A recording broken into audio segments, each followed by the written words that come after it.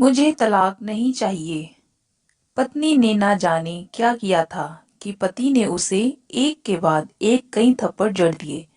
हमेशा हर सिचुएशन को शांति से हैंडल करने वाली पत्नी भी इस बार इतनी अशांत हो उठी कि उसने अपनी चप्पल ही निकालकर पति की ओर दे फेंकी।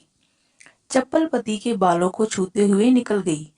ये किस्सा यहीं पर खत्म हो सकता था, मगर पति ने इसे अपनी मर्दानगी का विषय बना लिया और बात बद से बदतर होती चली गई।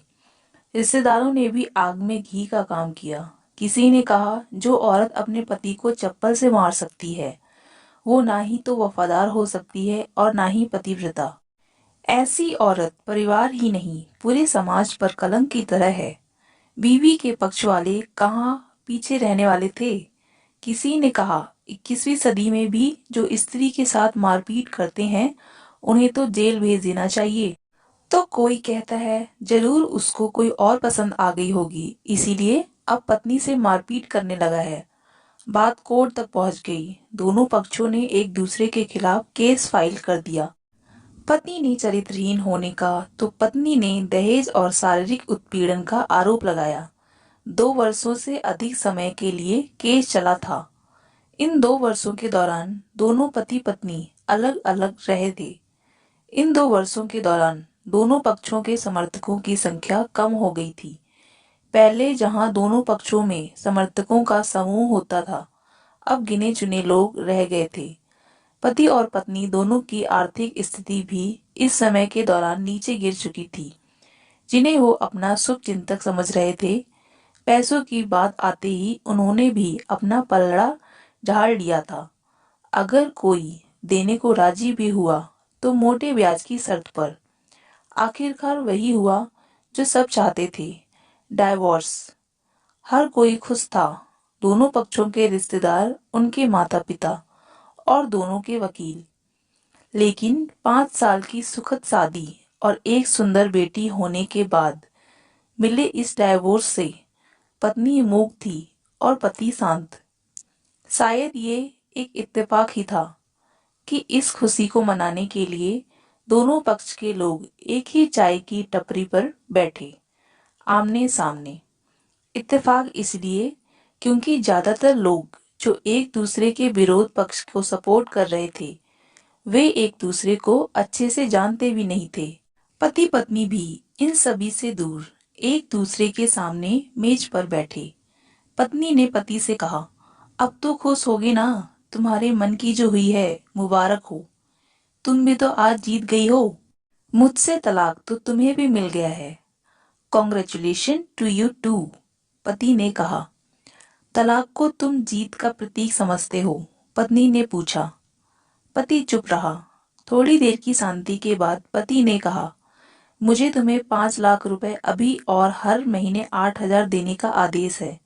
अभी मेरे पास पैसे नहीं है, इसलिए हमारा मतलब मेरा जो सिटी में फ्लैट है उसे तुम्हारे नाम कर देता हूँ। पत्नी बोली, लेकिन उस फ्लैट की कीमत तो 18 लाख की है। हाँ, लेकिन हमारी बेटी तुम्हारे साथ है और आगे जाके उसके खर्चे भी बढ़ेंगे। तुम्हें थोड़ी आसानी होगी, पति ने कहा। नहीं नहीं, मुझे सिर्फ 5 लाख ही देना और तुम हर महीने 8,000 तो देने ही वाले हो। मैं मैनेज कर लूंगी। अगर 5 लाख नहीं है तब भी कोई बात नहीं है। दोनों फिर से शांत हो गए। पति सोचने लगा, कितनी भोली और समझदार है ये औरत, जो कुछ समय पहले तक मेरी पत्नी थी और अब अनजान। ये वही है जो कम से कम खर्चे में घर चलाती और पैसे बचाकर मेरे जन्मदिन और बर्थडे पर हमेशा मेरे लिए नए कपड़े खरीद लाती। कभी बीमार भी हो जाती तो पैसे बचाने के लिए मुझे मालूम न होने देती और घरेलू नुस्खों से अपना इलाज कर लेती। मगर घर में कोई और बीमार होता तो तुरंत डॉक्टर के पास लेकर जाती। मेरी ही मति मारी गई थी। मैं ही अपनी झूठी मर्दानगी के चक्कर में इतनी बड़ी गलती कर बैठा। पत्नी के दिमाग में भी उथल पुथल चल रही थी। अभी भी वैसा का वैसा ही है। पहले भी खुद से ज्यादा हमारे बारे में सोचता था और अब भी वही कर रहा है। ये वही आदमी है जो मुझे एक्सीडेंट से बचाने के लिए खुद मोटरसाइकिल के आगे कूद पड़ा था और अपनी उंगली तुड़वा बैठा था। पता नहीं कौन सी मनहूस घड़ी में से झगड़ा कर बैठी। पति ने मौन तोड़ते हुए पूछा, अब तुम्हारे कमर का दर्द कैसा है? ज्यादा तकलीफ तो नहीं होती? पत्नी हल्का सा मुस्कुराई और बोली, अभी भी होता है। अब तो पेट में भी क्रैम्प्स उठते हैं। वो तो होगा ही। तुम योगा या कसरत भी तो नहीं करती हो। अब किसी गायनोकोलॉजिस्ट को जरूर दिखा देना, पति ने कहा। तुम बताओ, तुम्हारा अस्थमा कैसा है अब? क्या अब भी दौरे पड़ते हैं? पत्नी ने पूछा। हाँ, पड़ते हैं, पहले से ज्यादा, क्योंकि अक्सर इन्हेलर भूल जाया करता हूँ। याद दिलाने के लिए तुम जो नहीं हो अब, पति बोला। पत्नी की आंखों में आंसू आ गए। वो बोली, तुम्हें मेरे चरित्र पर सवाल नहीं उठाने चाहिए थे, तो ये परिस्थिति आती ही नहीं।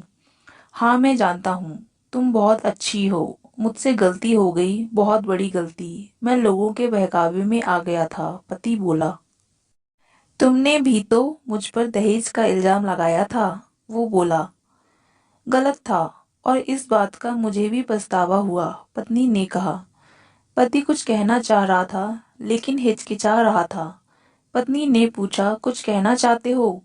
वो बोला, क्या सब पहले जैसा नहीं हो सकता? क्या मतलब? पत्नी बोली। मतलब कि हम फिर से पहले की तरह पति पत्नी बनकर, सच्चे दोस्त बनकर नहीं रह सकते, पति बोला। पर ये डाइवोर्स के पेपर पेपर दिखाते हुए पत्नी ने कहा। फाड़ देते हैं, पति ने अपने पास रखे डाइवोर्स के पेपर फाड़ते हुए कहा। पत्नी ने भी अपने पास रखे पेपर फाड़ दिए। सभी हैरान थे, वकील, रिश्तेदार और माँ बाप। पति पत्नी दोनों एक दूसरे के हाथ में हाथ पकड़े अपने घर की तरफ चले गए। दोस्तों, ये कहानी उन हर पति पत्नी के लिए एक बड़ी सीख है, जो छोटी छोटी बातों पर लड़ते हैं और इन झगड़ों को बड़ा बना के अलग होने का डिसीजन लेते हैं। प्यार और झगड़ा दो एक सिक्के के दो पहलुओं की तरह हैं। दोनों को स्वीकार करना होगा, तभी ये पवित्र रिश्ता अपनी मंजिल तक पहुंच पाएगा। तो कैसी लगी हमारी स्टोरी? प्लीज अपनी राय कमेंट बॉक्स में जरूर दें और हमारे चैनल को सब्सक्राइब जरूर करें। Thank you guys.